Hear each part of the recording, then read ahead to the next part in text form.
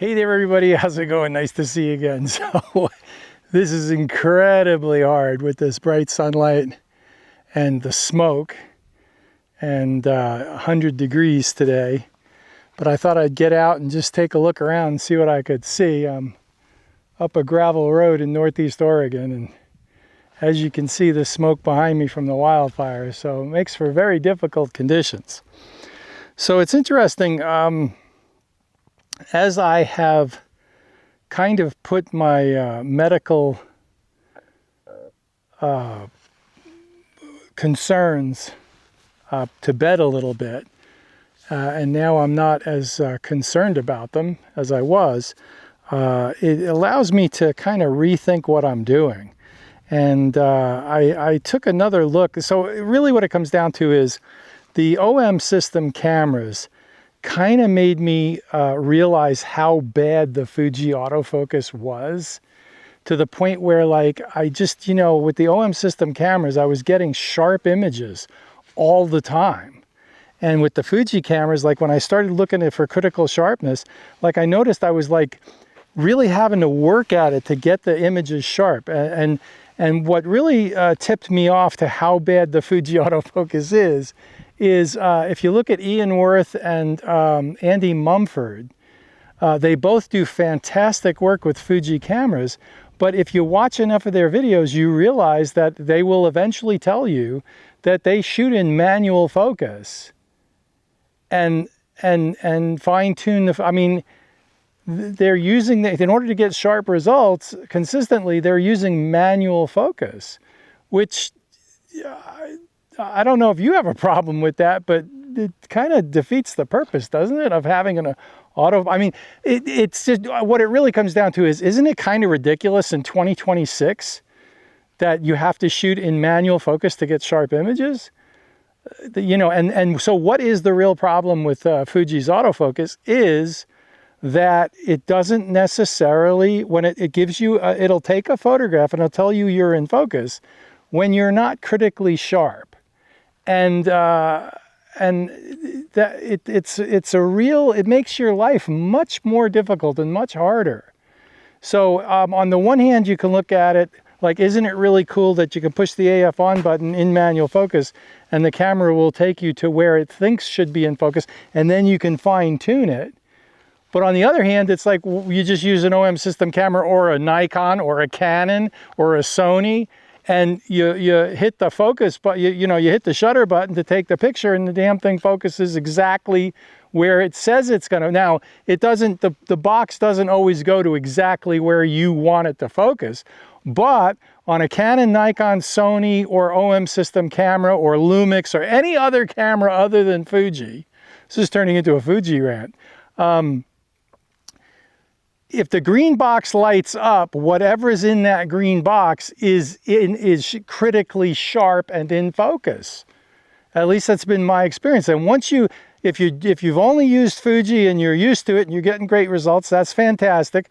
But know that if you use a different camera, life could be a lot easier in terms of getting a sharp image using autofocus. That's what I'm on about. To the point where, as much as I enjoy all the other things that Fuji does right, when I got used to using the OM system cameras and then I'd go back to the Fujis, it was like, this is a pain in the ass. And so, you know, I might as well shoot with manual focus lenses. Which brings me to today's topic, which is, there are advantages to full frame cameras. Now, I know I've been slagging them off for the past 6 months, and I get that. But there are some advantages, and they're not what you think they are. And you're probably not going to hear this from anyone else. So first, let's dispel what everyone else thinks are the full frame advantages. More dynamic range. Well, see Thomas Eisel's video. If, you know, after 9 stops of dynamic range, it's down to your skill and technique. If your camera can get, and all the cameras in the last 10 years, all the sensors are able to give you 9 stops of dynamic range or more. And if, you know, the difference between 9 stops and 14 stops, or now Sony's saying 16 stops, although if you go to photons to photos or photos to photons or whatever it is. I'm sure it's going to be more like 13, but usable, right? Not fantasy, company fantasy stuff. As long as you got nine usable stops at dynamic range or more, it's up to your skill, okay? And so, and all the cameras can do that, so it's a moot point, right? Arguing between 12 and 13 is ridiculous. Arguing between 9, anything more than 9 is more than you need. It's up to you, right? The more you have, the better. I'm not arguing that, but it doesn't mean you can't accomplish what you want to accomplish with 9 stops of dynamic range. Okay, put that to bed. Depth of field. The problem with full frame cameras I've found is the depth of field is too shallow, okay? If you're doing weddings, if you're shooting weddings on a full frame camera, you know you can't be shooting them at f1.4 because brides get really upset when only the tips of their nose are in focus, or their eyes are in focus and the tips of their nose aren't, I mean, and their ears aren't. That's ridiculous, okay? So, you know, if anything, full frame has too shallow of a depth of field. All right, APS-C is about right. At Micro Four Thirds, you can still accomplish shallow depth of field portraiture and everything else with Micro Four Thirds. It's a non-issue. Again, it comes down to whatever camera format you're shooting. It's up to you to get the shot, and you can if you have the skill and the experience and the knowledge. End of story. So what is full frame good for? Well, let's talk about the Sony A7CII, which I've got one right here. And why do I have one right here again? Because I really like this camera. And if you give it a chance, it can do things that, it's the camera that Sony is making that everyone's overlooking. That's the camera that everybody wants, right? It checks off all the boxes, okay? It's a rangefinder style camera. It's 33 megapixels, which is way more than enough for anybody, and for most people. And if it isn't enough, you can get the A7CR, which is 60 megapixels. I mean, come on. And it's full frame. And what is the big advantage here? Well, first of all, there's bragging rights. You've got a full frame camera. And unless you've got, 100,000 subscribers on YouTube and DJI Hasselblad sent you one for free, you're going to trump all your friends and impress all your friends with your full frame camera. So there is that. The other thing is it's really tiny. It's really small. It's really lightweight. Makes an awesome EDC camera. It's 33 megapixels, like I said. The viewfinder is totally usable, okay?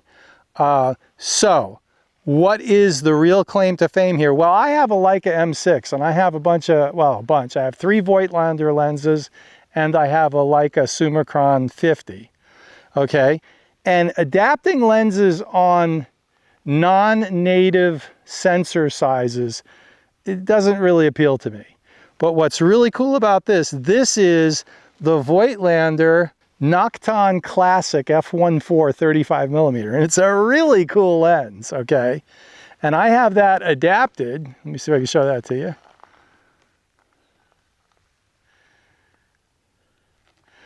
With a $20 K&F adapter, and it works a treat. I reprogrammed the video start stop button right here near the shutter button to zoom in to focus. So I push that 2 times or 3 times and it really zooms in, and then I can get critical focus real fast as you can with a Fuji, and better because this lens is brass and glass and aluminum and brass helicoils, and so it focuses like a Leica lens, okay? So the manual focus mode, there is no autofocus mode. The manual focus on that lens is buttery smooth and a real pleasure, all right? And so you quick focus, you move your finger, you hit the shutter button, bang. You've got a beautiful image, and you've got Leica, small, tiny Leica lenses adapted to this beautiful 33 megapixel camera. This is just pure fun, okay? And it's a pleasure to shoot with, and it's a lot of fun. And a 35 millimeter is a 35 millimeter, and it works great. So there is that. I've got the 21, the 35, the 50 Summicron, and the 90. And it's a full EDC kit with a rangefinder style camera. It's wonderful. It's the Leica M for what, a fifth the price of a Leica M11, right? So, and it's a lot of fun. And did I mention that it was fun? And that's the key here, okay? And you can't do that with a crop camera. You can't put a native 35mm lens on, and I don't mean 35mm focal length, I mean 35mm image circle lens on an APS-C and get the same focal length and get the same results, or a micro four thirds camera. So, so what am I doing moving forward? Well, to be perfectly honest with you, now that I'm thinking clearer and my medical concerns are behind me, I kind of realized like the Fujis aren't really doing it for me anymore. I really don't enjoy shooting with them because of the focus issues, okay? And there's other things I really like about Fuji, but it's turning into a deal breaker for me. So I am keeping the OM system because I love it and it's a pleasure and I really enjoy shooting with it. And all the computational modes and all that kind of stuff is just fantastic. And the size and the weight and all the rest of it, I really enjoy the OM system. But I'm going to slowly start moving into Sony a little bit. Again, I know you guys are going, oh, geez. Well, because, you know, I do enjoy the Sonys. And I can take the Fujis and turn them into Sonys. And I think that's a nice place to be, particularly considering Fuji hasn't made the X Pro 4. And that's what I really want. And this, taking a new look at the A7CII, you know, it is the rangefinder style camera that I've always wanted, that I've overlooked because Sony has all these other flash cameras, you know. So now that we're looking at Sony, okay, so where does this camera let down, and why would I be interested in an A7CIII?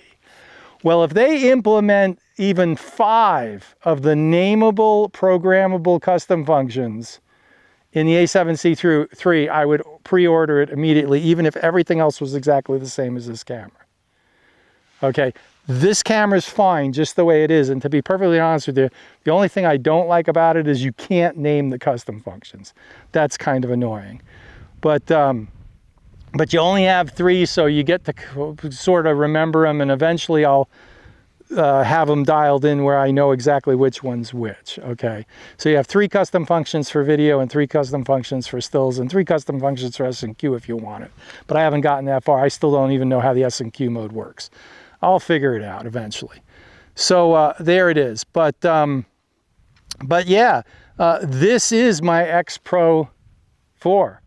And when the X Pro 4 comes out and it's 2,800 or 29, you know, $3,000, right? Which the A7CIII probably will be also, all right? Because everything's going up exponentially here. But, you know, the A7CII is a fine camera in its own right now, okay? And so I hope Sony stays with the Z100 battery because I really like that battery and I got a bunch of them.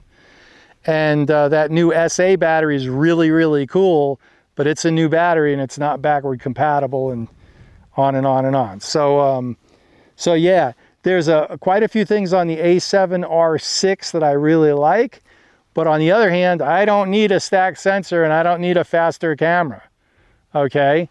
And so I would love to see Sony come out with a A7 something that had a slower sensor, but I mean, maybe the A7 VI, 33 megapixel sensor with, or 45 or something, whatever, not stacked.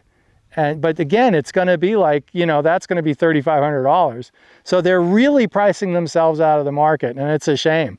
I mean, really, I think the A7R5 is kind of the end game there. Like that's the last one that's affordable, quote unquote, or they're not selling you $1,500 worth of features that some of us don't need, kind of a deal. I mean, with the A7R6, Sony is not making a camera for me anymore. I mean, I guess it would be the A7 V, But again, that's a partially stacked sensor. I don't need a stacked sensor for what I'm doing, even for the video work that I do. So, you know, these camera companies they're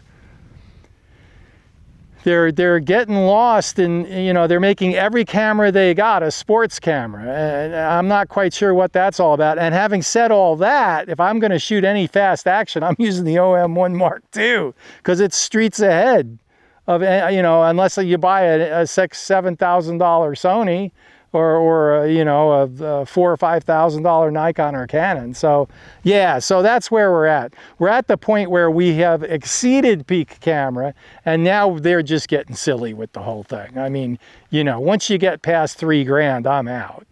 It's like, you know, I'm not interested in that. And why? I mean, can I afford it? Maybe. But if I have a $4,500 camera, I'm going to keep it locked in a safe. I'm not going to bring it out here in the wood, you know, it falls over on a tripod and all of that kind of nonsense. I mean, really get serious. So that's where I'm at. Now, on Patreon, I've got a video coming out soon, and it's free for everyone if you're interested. So join Patreon for free to watch my video on Patreon about my platinum printing process, platinum palladium printing process. I'm going through it, how I coat the paper and expose it and develop it and dry mount it, etc. And if that's anything you're interested in, head over to Patreon, join for free, or if you feel inclined, you can support me. That'd be awesome. And that video will be up there within a day or two. That's what I'm aiming for. So head on over to Patreon if you want to see platinum palladium printing. You can join for free. You can watch that video for free, and there's other free content up there, etc. And other than that, like, subscribe, hit the bell for notifications if you like my rants on photography gear and what I'm thinking currently. And there you go. So I'd say we'll see you out here, but don't come out here. This smoke is getting to me. I got to go back into the air conditioning. This is terrible. And but it might improve. Who knows? I mean, it will improve eventually, right? Everything does. Everything changes. So there it is. Thanks for watching. Like, subscribe, hit the bell for notifications, and we'll see you out here when it clears up a bit. Have a great one. Bye.